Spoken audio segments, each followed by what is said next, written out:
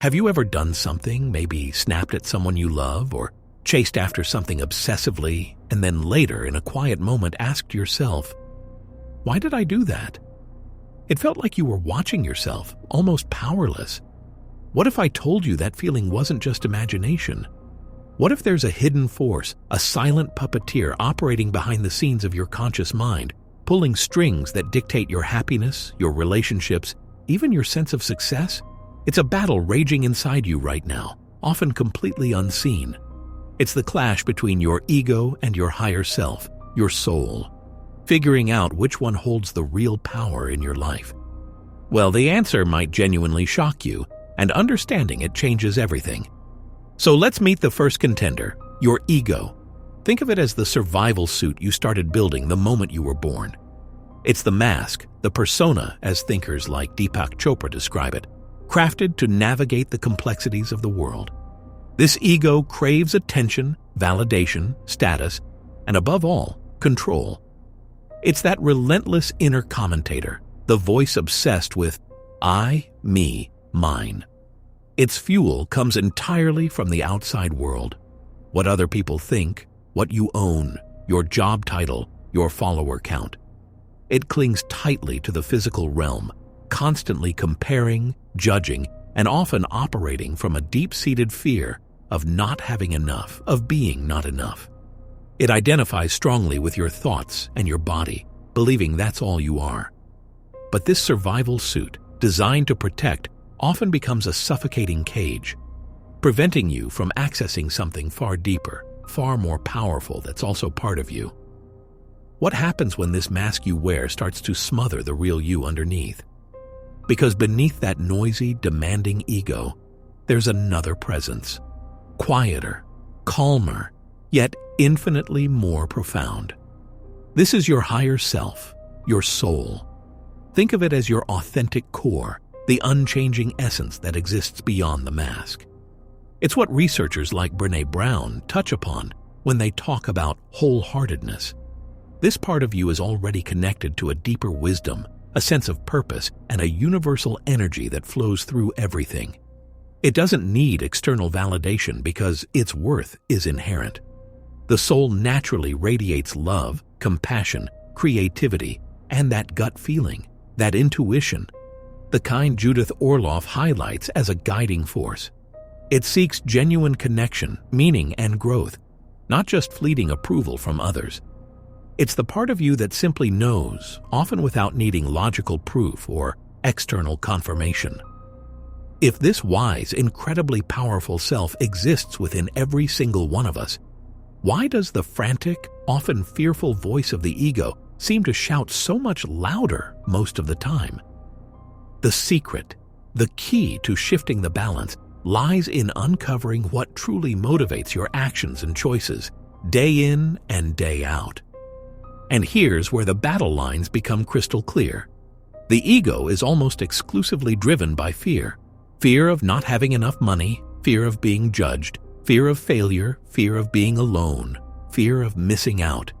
It's a constant hum of anxiety beneath the surface, as spiritual teachers like Marianne Williamson emphasize.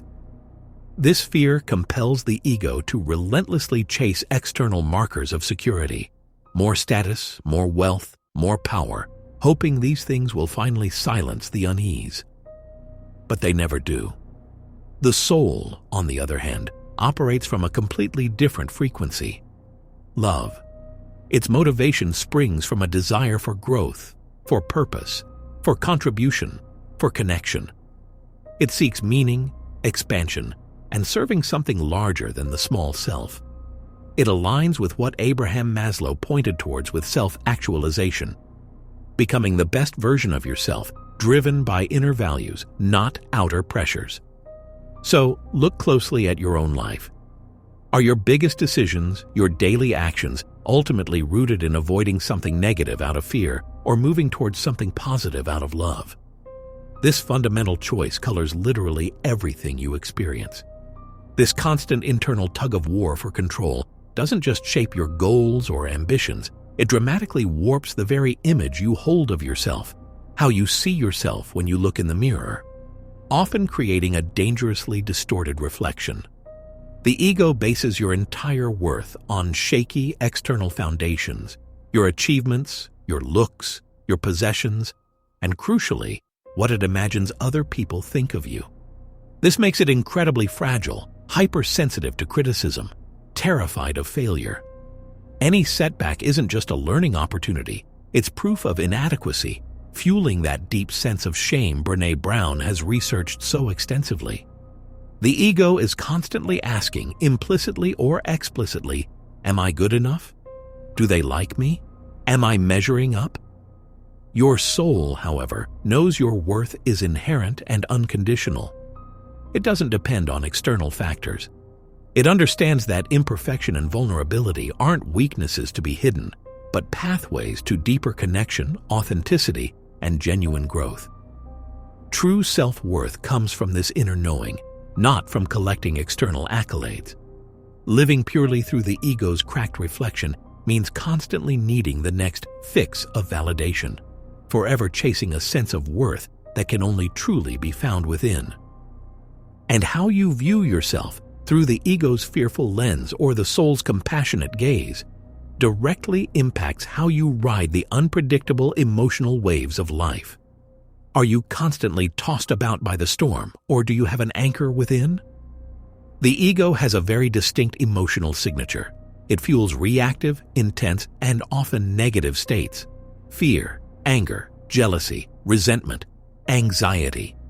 These are its playgrounds, as psychiatrists like Judith Orloff observe in distinguishing fear-based from soul-aligned emotions.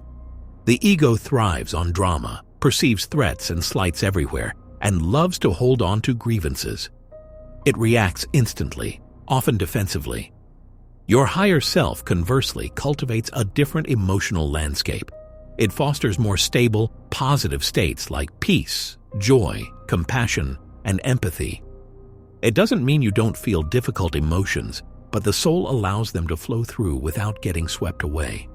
It seeks understanding rather than immediate reaction, offering perspective instead of fueling the fire. Learning to distinguish those sudden, hot flares of ego-driven emotion from the steady, calm guidance of your soul is absolutely fundamental to finding any lasting inner peace in this chaotic world. This internal emotional climate, whether it's stormy or calm, inevitably dictates the quality and nature of your connections with other people. It often leads to very predictable patterns of either conflict or harmony in your life. When the ego is running the show in relationships, it approaches connections transactionally. It's always asking, subtly or overtly, what can I get out of this?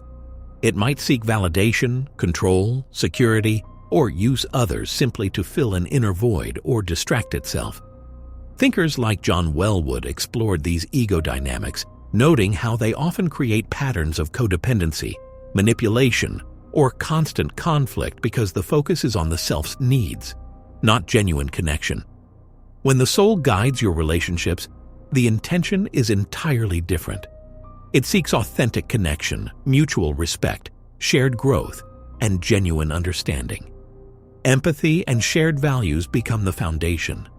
Relationships are seen not as tools to get something, but as sacred opportunities for both individuals to evolve and support each other's journey towards becoming more fully themselves. Take an honest look. Are your most important relationships built on genuine care and mutual upliftment? Or are they subtly tangled in unspoken needs, hidden agendas, and ego-driven power plays? The patterns we see playing out in our relationships often mirror a deeper, more fundamental belief system we hold about life itself, about our own potential, and about reality. These underlying beliefs reveal whether we feel fundamentally trapped by circumstances or truly free to create our lives. The ego typically operates from what psychologist Dweck identified as a fixed mindset. It believes talents and abilities are innate and unchangeable. You either have it or you don't. Failure is seen as a final verdict on your worth, so challenges become terrifying threats to be avoided at all costs. It clings to what's known and safe, resisting growth because growth implies imperfection. Your soul, however, naturally embraces a growth mindset. It understands that abilities, intelligence, and character can be developed through dedication and hard work. Failure isn't devastating, it's valuable feedback. Challenges aren't threats. They are essential opportunities to learn and expand. This difference extends to our whole perspective on reality, as writers like Mark Epstein, who bridge Buddhism and psychotherapy, point out. The ego tends to see the world in rigid black and white terms, emphasizing separation, judgment, and us versus them. Your soul, operating from a higher vantage point, perceives the intricate interconnectedness of all things. It sees nuance, understands context, and approaches the world with curiosity and compassion. Breaking free from the ego's narrow, fixed, and often fearful view of yourself in the world is absolutely vital for unlocking your true potential. But beware, the ego is incredibly cunning. It can even twist spirituality itself into another defense mechanism, leading to a profoundly hidden trap. This brings us to the ego's ultimate disguise, a subtle yet powerful trap known as spiritual bypassing. Coined by the late psychotherapist John Wellwood, this term describes the tendency to use spiritual ideas, beliefs, practices, or experiences to avoid dealing with uncomfortable human emotions, unresolved psychological wounds, deep-seated fears, or messy real-life problems. On the surface, it can look like advanced spirituality. Maybe someone seems detached, overly positive, quick to dismiss negative feelings with a platitude, or focused solely on transcendence. But underneath, it's often the ego constructing a sophisticated spiritual fortress to avoid the necessary, gritty work of healing and integration. It uses the language of enlightenment to sidestep accountability, emotional vulnerability, and genuine human connection. The danger is immense because it feels evolved while actually preventing true growth and keeping you stuck in hidden patterns. It creates a disconnect between lofty spiritual ideals and grounded, everyday reality. So, the crucial question becomes, are you using your spiritual path to genuinely grow, heal, and integrate all parts of yourself, the light and the shadow? Or are you perhaps unconsciously using it as a shield, an escape route from the difficult, sometimes painful, but ultimately essential work of being fully human? Recognizing this final illusion, the ego dressed in spiritual robes isn't just an intellectual exercise. It's perhaps the final key to unlocking a life that's genuinely guided by your soul's deep wisdom, rather than being secretly dictated by your ego's oldest fears and defenses. Because ultimately, life presents us with this constant, moment-by-moment choice. Are you listening to the ego's loud, often fearful demands for more, for better, for different? Or are you tuning into the quieter, steadier, loving guidance of your soul, your higher self? Understanding this dynamic, seeing the patterns in your own thoughts, feelings, and actions is the absolute first step towards conscious change. So the real question isn't just which voice is stronger, but which voice are you choosing to listen to right now, in this moment? What concrete action, however small it might seem, will you take today to consciously amplify the wisdom of your soul and begin stepping out of the ego's long shadow? In the meantime, always remember that life presents a constant choice between listening to the ego's fear-based demands and the soul's loving guidance. Which voice is loudest for you right now? Understanding this dynamic is the first step. What concrete action, however small, will you take today to consciously choose your higher self and step out of the ego's shadow?